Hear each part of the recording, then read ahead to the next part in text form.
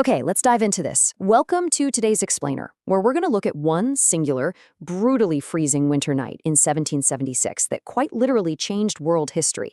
We're focusing our lens on the legendary crossing of the Delaware River by General George Washington and the incredibly daring surprise attack that followed during the Battle of Trenton. If you really want to understand how a desperate ragtag group of soldiers managed to turn the tide of an entire revolution when all hope seemed completely lost, well, this is the definitive moment. So picture this scene with me for a second. It is the dead of winter. A desperate group of American revolutionaries is marching into a completely uncertain future. They're surrounded by thick, freezing fog, and right in front of them lies the treacherous Delaware River. And we aren't just talking about cold water here. The river is literally choked with massive, floating chunks of ice. It's pitch dark, it's dangerously cold, and the odds of just surviving the night, let alone achieving a military victory, seem absolutely impossible. They're staring into the abyss of this icy river, knowing full well that crossing it is their one and only chance. Let's map out exactly how this fateful night unfolded, because you can really feel the suspense building with every passing hour. At nightfall, under the cover of that freezing darkness, this desperate army begins boarding small wooden boats.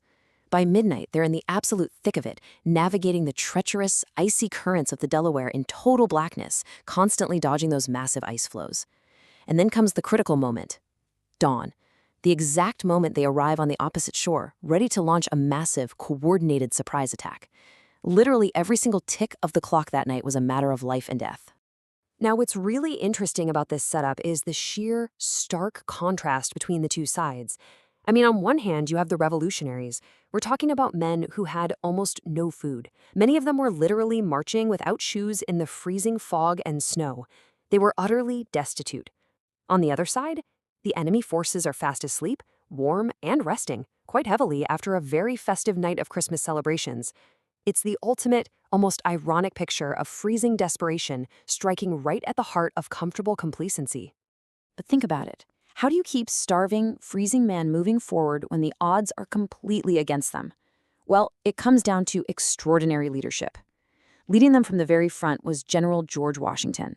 He was a man literally carrying the weight of a brand new nation on his shoulders. Washington wasn't directing this operation from the comfort of some warm, distant tent. No, he was right there on the snowy riverbank. His winter coat was covered in light snow, the warm light of the campfire reflecting on his stern, determined face as he stared into the icy distance. And this is exactly why this matters for us today. True leadership isn't about issuing orders from safety. It's about bearing the burden alongside your people in the darkest, most terrifying moments. All of this immense pressure resulted in some sheer tactical brilliance. Washington's strategy was audacious, and it